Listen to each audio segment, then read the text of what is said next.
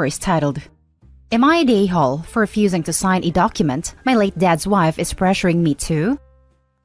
My father passed away 3 years ago from lung cancer, which spread to his brain toward the end. It was an awful time for us, and I miss him terribly. My mom died when I was 15, and when she died, her life insurance/death in service benefit paid out, and it paid off the rest of the mortgage on the house. Due to my dad being, at the time, an aggressive alcoholic, I moved out when I was 16. We still maintained a rocky relationship, and then later years, we were much better, and we were very close. I loved him so much despite the bad stuff. A couple years later, he met his girlfriend. Eventually, they got married around 2015. I never totally got on with her, nothing in common, and hard to relate with. But my dad was happy, and we had a polite relationship, as I wanted my dad to have a companion. I've never considered her a stepmom. Anyway, after he died, I found out that his will had been changed 2 weeks before he passed, whilst he had a large brain tumor.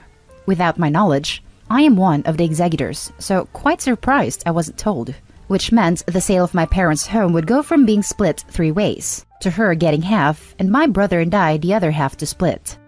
We were not happy with how this went down, but we have to accept the change to the will and moved on. She has now decided she wants to sell because she wants to move. She mentioned she wanted to get some work done on the house to increase the sale price, and I emailed her saying not to spend much as it wasn't worth it and it was unnecessary. She invited me over a few weeks ago to see the work and to give me some documents. When I got home, I looked at the document she wanted me to sign, agreeing to deduct nearly £16,000 from the sale of the house to pay herself back for the work. Some of it was done ages ago, and clearly for her living comfort, and other paperwork only gave quotes for work, not actual receipts or invoices. The terms of the will are that she could live there until her death, but she is responsible for the upkeep and maintenance as well as bills. She has lived there for 14 years rent-free with my dad, and 3 years without him. My friends, family, and I think is an absolute piss take to ask us for this money, considering it is our family home, which not only did both of our parents have to die for her to get, but is our only inheritance from our parents. She is now pressuring me to agree to this, and I am not happy I am being bullied by her to sign. She wrote the document, not a solicitor, and no solicitor has been involved from her end about this. She has now told me she will withdraw the property from the market if I don't agree. Which honestly, even though I am struggling financially and need to pay off debt, I don't care about, because if she lived there until she died, then the house will just go to me and my brother, and her adult kids won't benefit from my parents. So, am I the a-hole for protecting what's left of mine and my brother's inheritance? Edit. Thank you all for your advice and help. It's been very reassuring for me. I'm speaking to legal assistance Friday. Now for the top comments. Not the a-hole. Don't sign that. She wants to take advantage of you. Exactly. My husband is absolutely adamant that I don't let her bully me. I just suck with confrontation, and she's blackmailing me now. Edit. The blackmail is more of the threat of saying, if you don't sign it, I won't sell. Which, to be honest, is ridiculous. But maybe blackmail isn't the right word. I got the email yesterday saying that, and I was furious. I'd take it a step further and contest the will. You can probably change it back to the original agreement, considering your father's brain tumor. I'm sorry for your loss, by the way. This can't be easy on top of it all. But I'm not a lawyer. I did see a solicitor at a time when we realized the will had been changed, and was told it was a waste of time. I'm starting to think I should get a different opinion, but I can't afford a big legal battle. Not the a-hole. She is being shady. I would contact the solicitor if your father changed his will 2 weeks before his death with a brain tumor. It could be contested. I tried in the beginning and was told it was very difficult to contest the will, and as I was grieving and in a bad place at the time, so I just buried my head in the sand. She has made everything difficult since, and even blocked my access to the house. It's been hell. Now for the next story. Am I the a-hole for not giving my child's survivor's benefit to my stepchildren? My child's father and I were together for 5 years and have a 2-year-old child together. Well, before we met, he struggled with alcoholism, which had caused problems in his first family. He had 2 children prior, who he wasn't a good father to, as he was mostly absent on benders. They were raised by their mother, who is apparently nice but flaky. By the time I met him, those kids were both over 18, and he had had years of recovery, so it was hard for me to judge. He was a loving and attentive father to our child, and so I didn't think about it. He died of liver failure when my child was 2, and now it's just us. He had nothing but a medical debt, which I didn't inherit thankfully as we weren't married, so all my child has is survivor's benefits until they are 18. My child's father's 2 older children, my stepchildren, are both over 18, so they aren't eligible for anything. I currently use it as child support and save as much as possible for college and a future nest egg. My stepkids have figured out that as a minor, my child is getting money and are clamoring for their share. They are claiming that since it's the only inheritance, it should be split equally among all 3 of his children, not just all for the one who was the lucky age. They also say that because he was absent and bad for them, they deserve his money. It isn't more anyway. They've gotten some of his relatives to agree with them, and now I'm stuck choosing between risking my child's future or risking burning bridges that I'd rather not burn because they are my child's only connection to their father.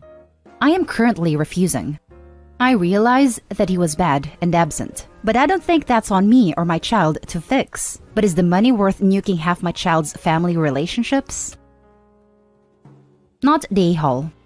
Do not agree to sacrifice your young child's future to give the Social Security money that is intended to help you raise your child to 2 grown adults.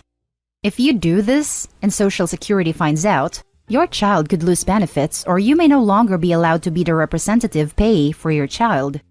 Send every single person who is harassing you about illegally diverting your child's benefits to his grown children this link and tell them that you have no intention of breaking the law. The people who are harassing you are not your child's only link to his father. Your child has you, and any of his father's family members who are trying to steal from a fatherless 2-year-old in violation of federal law are not people you need around your child. I wish I could give you an award. This is an absolutely perfect way to shut them down. Not the a-hole. Not only are you not the a-hole, what they're asking you to do wouldn't be legal. There are guidelines on what you may use Social Security survival benefits for, and handouts to other family members aren't on the list. If you're getting a lot of pushback from them, maybe let them know that Social Security disallows you from doing that. Not the a-hole.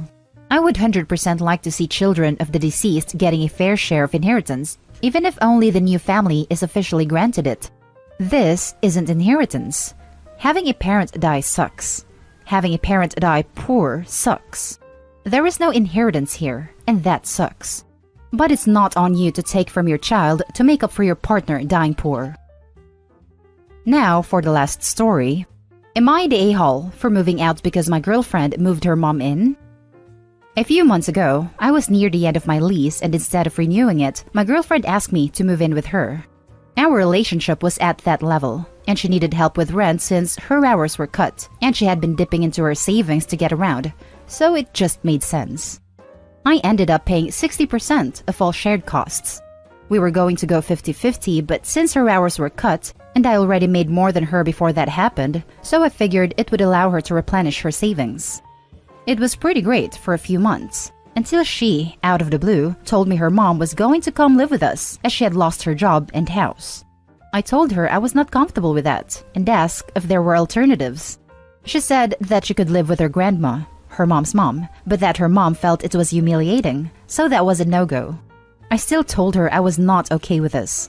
Apparently, living with her adult daughter and her boyfriend is less humiliating. Now, it is worth noting that her mom is, well, weird. She is very obsessive, entitled, high maintenance, puts her nose where it doesn't belong, and is a very dominant do-it-my-way type of person.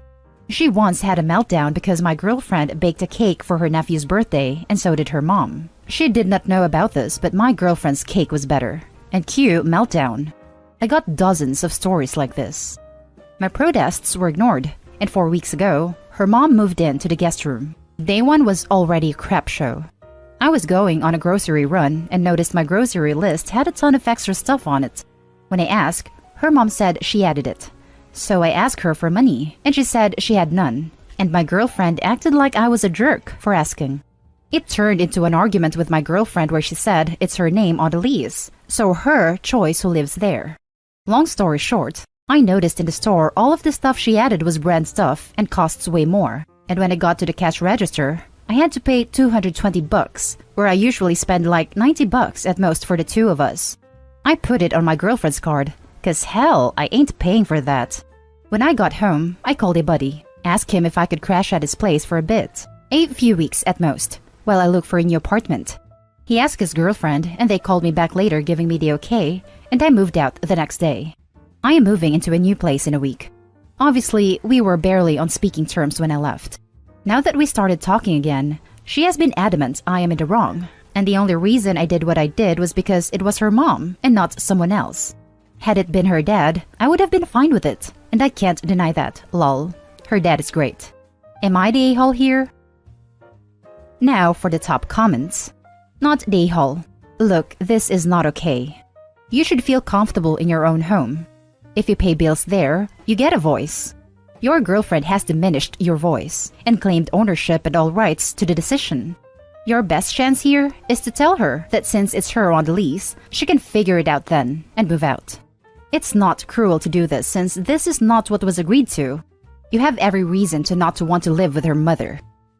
That was my thinking too. Like, sure, it is your name on the lease, but I'm footing most of the bills. And to be clear, I already moved out. I am at a buddy now and moving into my own place in a week. Not the a-hole. She made you believe that you were sharing an apartment until it came to decision that you couldn't agree on. Then it's her apartment. So you did the right thing because now you can do what you want in your apartment. Not the a-hole. She made a unilateral decision.